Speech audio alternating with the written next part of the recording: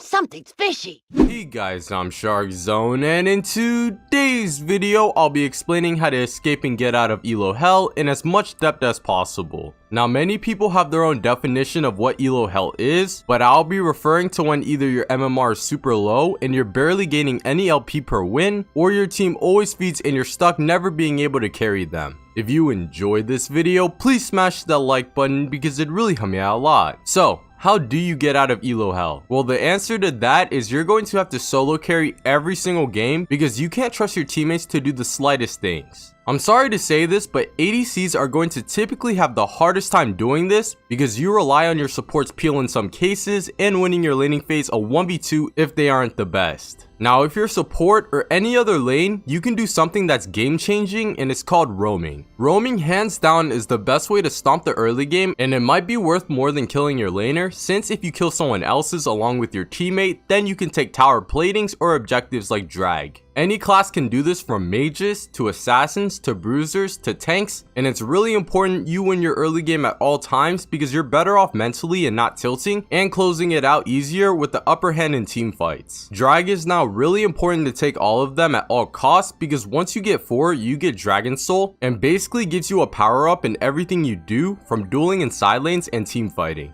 All I've talked about is everything but the laning phase because they are the most important thing in climbing out of ELO hell. The most common reason why people are stuck is because they win their laning phase every single game and have a positive KDA, but they struggle in rotating that lead into other things like towers and objectives. Either to get your lead to start off, or after you get your lead, you should be rotating to other lanes or objectives and taking as much as possible as fast as possible. The goal is to end the game as fast as possible when ahead and not extending it past that 25-minute mark. That's why games in Challenger are literally twice as fast as Silver, for instance, because they know exactly what they need to do to win that game. If we're talking about champions to carry with, this could honestly be anything, because with enough skill and practice you can make it work. But if you want a recommended class to try, choose bruisers because they're great 1v1ing anyone mid-game in a split push. Mid-lane assassins do really well, especially in lower ranks. And for supports, anyone that can engage fights like Leona or Thresh. So when it comes to the actual laning phase, it's super important you win this at all costs because it gives you leverage to do other things like take objectives. Champions that have the option to take teleport, unless in a counter pick situation, I strongly recommend you take ignite so that way you can win in close situations. Depending on your champ, you need to either shove and roam or freeze and zone. Control mages like Anivia shove in waves and harass the enemy under tower.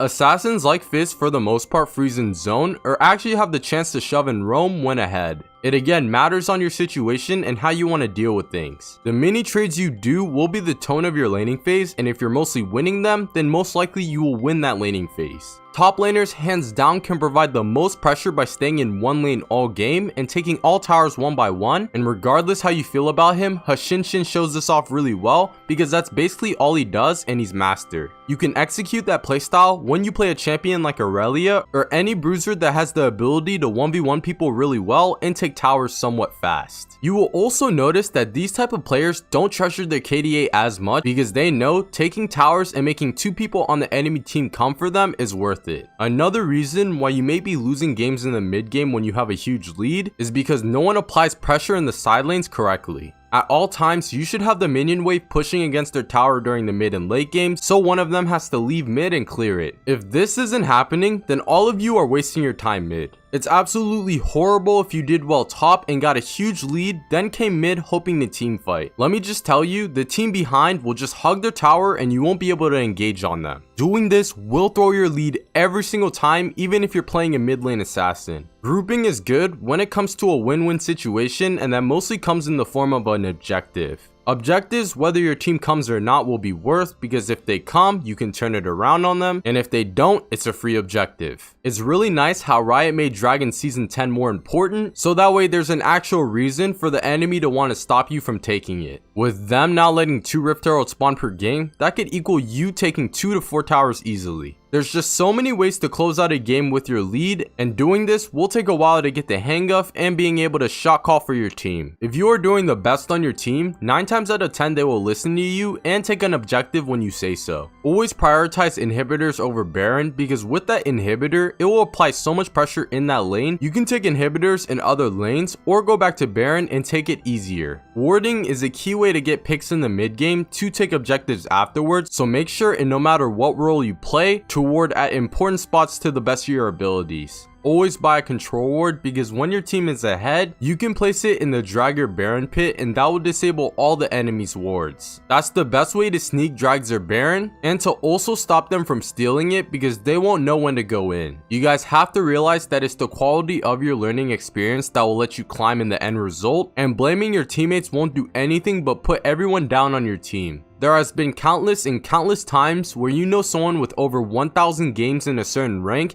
and even at that point they will still blame their teammates. Know that whatever you had to go through, literally everyone had to go through to climb out of the rank you are in right now. Tilt is a huge factor when it comes to winning, and you need to make sure you are in the right state of mind, because when you queue up for a game, that will destroy it. The reason why you need to do that is because even if you're upset about something non-game related, you are 10 times more likely to flame your teammates or give up in AFK. Some people, up to half of their games can be affected and lost because they are tilted and flaming or trolling games they think they won't win. This may also result in the suspension of your account, since you may say something you will regret in the future. If you've just recalled mid game while your team is grouped up mid, it's strongly suggested you clear a wave or two in the side lanes to keep up with gold income, and so that way it's shoving at all times. That shoved wave in 3 minutes time can possibly take a tower or cause the enemy to go down there to clear it. Another reason why that's important is because once someone goes down there to clear it, then your team is able to fight a 4v5 fight, and it almost always will result in you winning it. With all that information you've gotten, it's easy to listen to but hard to execute. This can take hundreds or even thousands of games to do perfectly, but when you do, I promise you, you will climb ranks no matter what division you are in. These are the fundamentals of how aggressive bruisers and assassin mains climb out of any rank and make it to top tiers. Support and junglers also do this because they can gank, and some supports have some sort of hook element to engage fights. CC is an important factor with many champs in this role, and getting a 5-man stun in team fights is game changing. It's usually the overall ability to close out games, which seems to be the struggle when people say they're stuck in ELO hell. The reason why is they will have a positive KDA and think they are better than the players they are playing with, but League is not a laning game, it's a team game, and that requires you to close it out with them, and will take years to learn and execute every game for the average player. Another reason can be because you simply don't play enough games of ranked. If you don't play at least 2 games of ranked per day, you will be rusty, and on top of that, never learn the game to the core. If you have ranked anxiety, trust me, after you play more than 1,000 games a season, that will go away because you won't care at that point, since you could just play again. Another thing I need to mention is when it comes to climbing, it shouldn't be a game about LP, but to improve your overall gameplay over time. As soon as you stop caring about LP, then you are able to stop getting tilted and focus on getting better. If done, ranked anxiety immediately will go away, and you won't feel the need to fear losing anymore. Stick to 2 or 3 champs please, because anything more will result in you focusing on mechanics more than macro, and it's key to climbing. Once you play over 100 games on a champ, then everything becomes natural to you, and you don't have to focus on how to play your champ, but things like where to ward or what objectives to take.